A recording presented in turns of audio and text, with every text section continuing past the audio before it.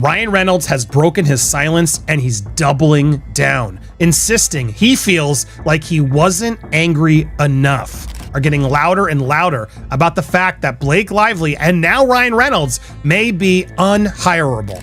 Is he jealous of Justin Baldoni? Is he jealous because he's making out with his wife?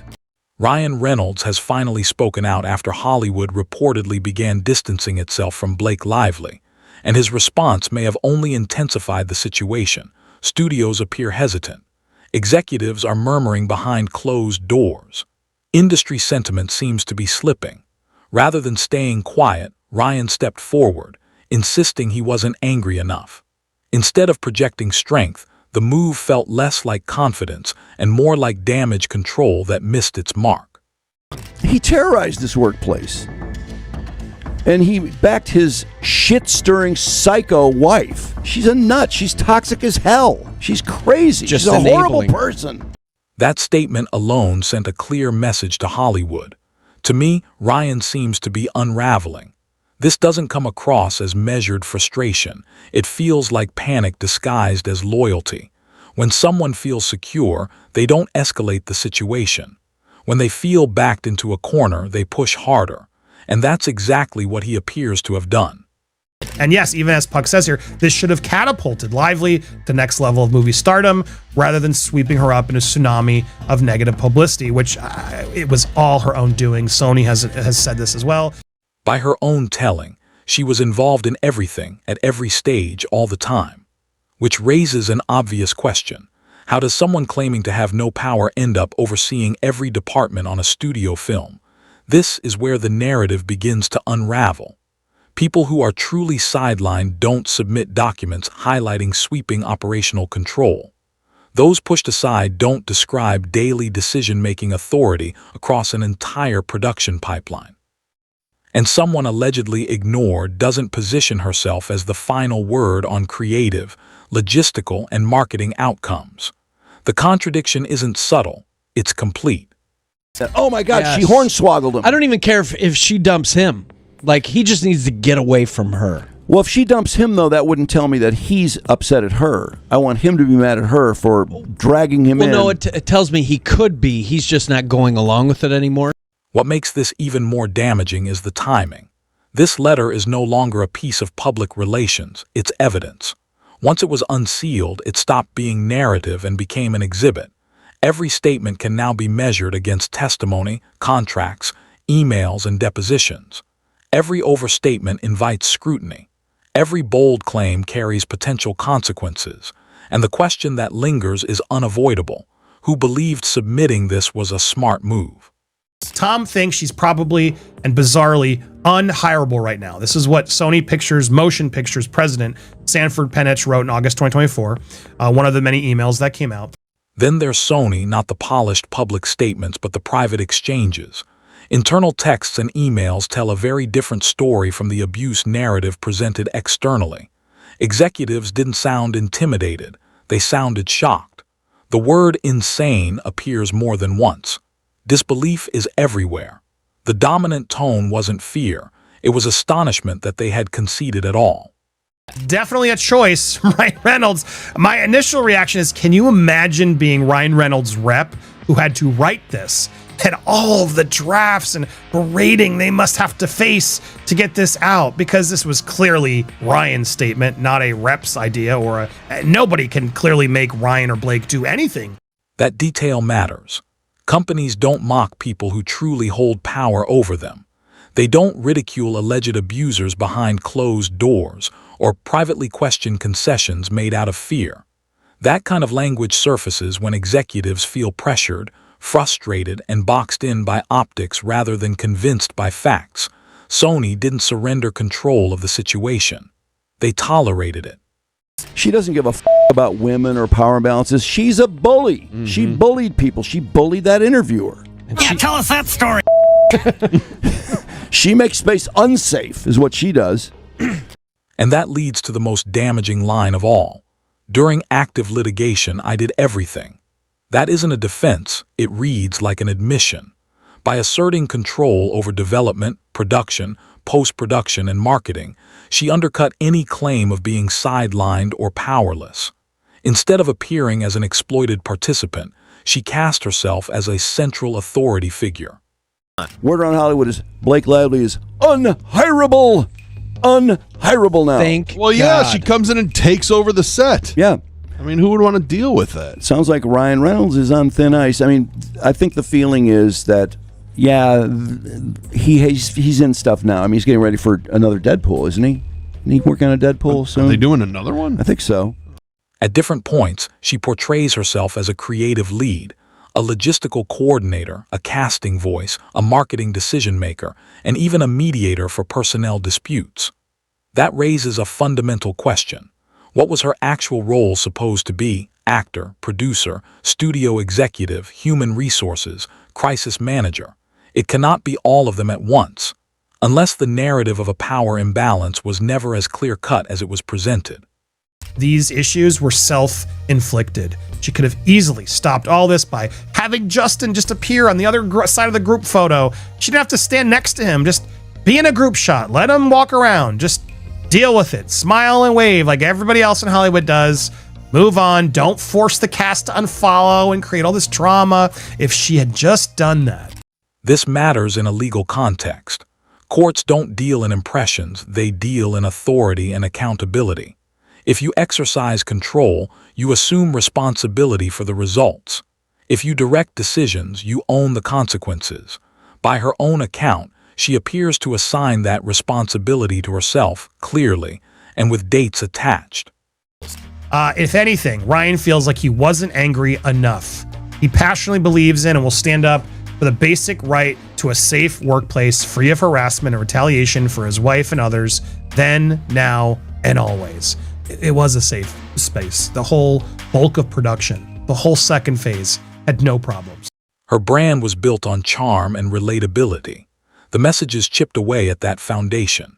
Endorsements depend on public warmth, and that warmth noticeably cooled. Social media magnified every detail. Commentary channels analyzed her tone. Fans debated. Casual observers quietly disengaged. That kind of gradual erosion often matters more than loud outrage. Behind the scenes, industry voices began speaking anonymously. That alone signals caution. People tend to protect themselves first. Some described her as difficult. Others suggested she takes over or can be exhausting to work with. Fair or not, perceptions like that can linger far longer than anyone anticipates. And then she did a Forbes interview where she said that she gets hired as an actress and she just goes in and takes over. Oh, really? That's not okay. It's not the job of an actor. No, it's not your job. No. She thinks she's so important. She does. I know. Ryan watched it unfold, fully aware that his own image was being pulled into the mess. I think that's when frustration started turning inward. He couldn't disentangle himself from her choices. The more forcefully he defended her, the more his own judgment was scrutinized. Now he's visibly recalibrating. He's stepping back into familiar, safe territory, comedy, Deadpool, the roles audiences already love. It's a smart move, but it also sends a clear signal, a strategic retreat. Spokesperson said, yes, Ryan got involved.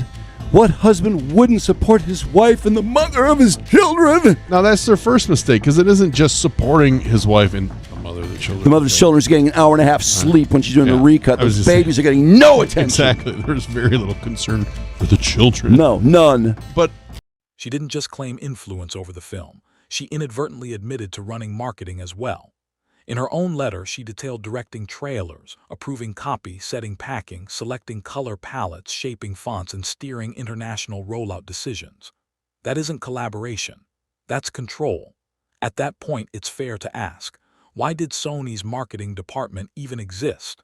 What were they doing if she was dictating how the film looked, sounded, and communicated to audiences? In a private and respectful way. A private and respectful way? Really? Ambushing the guy with Taylor Swift? No, I don't think so. Only to face retaliation for doing so. If anything, Ryan feels like he wasn't angry enough. I think Ryan learned a harsh lesson.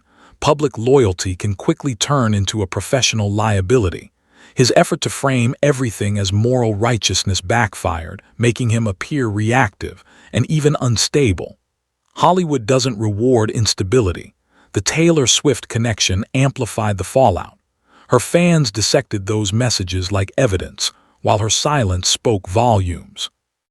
The distancing was clear, and suddenly Ryan and Blake lost a powerful ally without any public confrontation, a subtle but painful blow. Now Ryan seems to be in redemption mode. He needs to rebuild trust quietly, project focus, discipline, and predictability. That means fewer emotional outbursts and a more measured presence. I think he gets that now. He saw his wife fighting daily to stand up against sexual harassment, which didn't happen, in a private and respectful way. A private and respectful way? Really? Ambushing the guy with Taylor Swift? Blake is at a tougher crossroads. Rebuilding demands humility. Hollywood tends to forgive talent who show awareness but punishes those who double down. Her current silence reads more like damage control than genuine reflection. The lesson is clear. Power wielded carelessly eventually becomes visible. Image crumbles faster than it's built. Ryan tried to shield everything at once and only ended up exposing more. Blake thought control was permanent and learned it is. I'm watching two people realize that Hollywood's affection is conditional. It rewards ease, not entitlement, and prioritizes its own stability. Right now, neither Blake nor Ryan come across as easy to manage. He passionately believes and will stand up for the basic right to a safe workplace, free of harassment and retaliation against his wife and others, then, now, and always. A safe workplace. I wonder if anybody he's worked with will come forward to talk about, what a jerk he was in some of his films, like TJ. His workplace wasn't very safe for Justin Baldoni when he was... or TJ Miller, right? That's why this story won't cool off. That's why the questions keep coming. That's why silence now feels louder than words. Watching this unfold, I keep returning to one truth. Hollywood relationships run on silence, not friendship. Blake Lively broke that rule, and once she did, everything began. Will decide if he's bankable. And a lot of we, including me, I'm not interested in him. I think he is a complete lunatic. Really? But if there was a asshole. new Deadpool, I would go see it. Now, if and I'd go, oh, that's that asshole, but I'd still go see the movie. I might. If he dumps Blake Lively, I'll be back on Team Ryan, because that'll mean that, oh my God, she hornswoggled him. The ripple effect came fast. Friends stopped defending her publicly. Collaborators stopped speaking at all. That shift matters far more than any angry tweet. Hollywood punishes through distance, and that's exactly what began happening here. Confidentiality is the real currency in celebrity friendships. Talent shares assuming privacy. Once those Taylor Swift texts went public, that assumption died. I wouldn't trust Blake with anything sensitive after that, and I suspect many others feel the same. Future collaborations hinge on comfort. Comfort vanished. On-screen chemistry begins off-screen. If people feel guarded around you, the work suffers. Casting directors know it. Producers know nobody wants tension baked into a project before day one. Think she's probably unhireable now. That's from a leaked text from Sanford Pennick. This should have catapulted her. It's completely self-inflicted. Not allowing Justin to be in the room watching the premiere because Blake would be triggered. I mean, that is such bullshit. I mean, can you believe that happened? It's crazy. And here's the ultimate reality check. This is no longer about feelings. Courts don't weigh vibes, they weigh documents. Evidence always outweighs emotion. Her own words undercut her lawsuit. This isn't interpretation, it's direct comparison. She claimed authority while alleging powerlessness. She detailed control while asserting marginalization. She documented decision-making while arguing exclusion. These contradictions aren't rhetorical, they're measurable. Sony didn't expose her. The media didn't fabricate it. Opposing counsel didn't invent it. She wrote it, submitted it, and preserved it. Once unsealed, it stopped being her story, it became the record. Perhaps the most striking part is her calm tone while asserting total control. She catalogs meetings, hires, rewrites, marketing calls, and approvals like a resume for running a studio, then asks courts to believe she had no leverage. How does that make sense when her own letter positions her in charge of everything? It seems she assumed prestige would shield her from scrutiny, an assumption that collapsed the moment the letter became evidence. Studios read documents, not vibes. Lawyers read them even more closely. Her letter hands Sony and the court a clear map of authority. It explains why executives rolled their eyes in private messages. That is likely why the defense shifted from explanation to silence. Silence is safer when your own words have already done the talking. She wasn't exposed by rivals or tabloids. She delivered the proof herself and asked powerful people to review it. That's the moment Hollywood stopped defending and began stepping back. Once the paper trail exists, loyalty evaporates. This case now lives in ink, timestamps, and signatures. Feelings don't survive that environment. Her letter ensured that permanently. Outrage, sympathy, reputation management, all irrelevant. What matters is consistency, and that consistency is gone. This case now exists on paper, and paper doesn't care who you are. Ryan Reynolds in January 2023. Public sentiment was very positive, 80%, and is now at 20%. 20%. Wow. Well, the people who don't like are very vocal. Yeah, they are. But, I mean, that's insane. Ethics stretched thin. Private texts became headlines. Personal conversations turned into content. Reporters justified it by claiming the public deserves transparency, a line that always surfaces when celebrities lose control of a story. Public perception hardened fast. Ryan and Blake stopped being charming figures and became case studies. Every article added weight. Every clip added context. Under that microscope, celebrity lives shrink. The cycle never stops. Story leads to commentary, commentary sparks reaction, reaction fuels more coverage. That loop traps everyone involved. I think Ryan underestimated how fast that machine can turn against you once it locks in. That's after Deadpool and Wolverine. Yep. Two very well-liked movies. Blake Lively was at 80% also in January of 2023. She's down to 10%. I would have said lower. No, because there's always 10%. Only one person is lower than 10%. Now comes the most uncomfortable part, the tension between Blake and Ryan. There's no unity here, only strain. His reactions read as defensive, her silence feels strategic. That mismatch looks like conflict, even without a public admission. Feuds don't always need shouting, silence can scream louder, fans notice. Ryan talks, Blake stays quiet. That dynamic fuels speculation, and speculation erodes reputations. Personal conflicts seep into professional judgment. Casting rooms talk. Agents whisper, studios remember. Fan bases fracture. Some defend Ryan, some blame Blake, others walk away from both. Reconciliation feels unlikely. Pride blocks it. Damage control replaces honesty. For studios, future collaborations between them feel risky. Separating them professionally seems safer.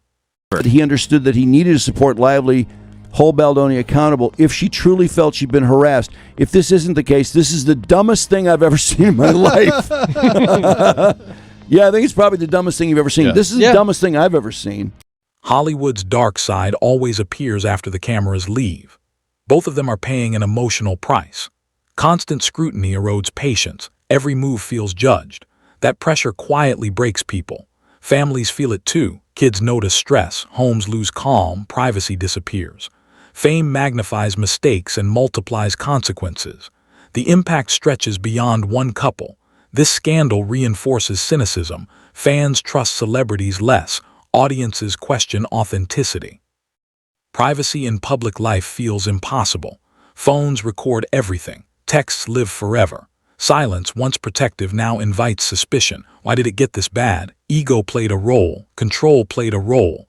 Power was used openly, and that rarely ends well in Hollywood. Ryan's image continues to wobble. Blake's credibility keeps sinking. The title feels accurate because the story still has momentum. It's not settling, it's spreading. Hollywood watches patterns. They remember behavior. Forgiveness comes slowly. Distance comes instantly. I think both underestimated the cost of exposure. Fame rewards charm and punishes mess. This became mess. Right now, the real damage isn't public anger. It's private decisions being made without them in the room. That's why it keeps getting worse.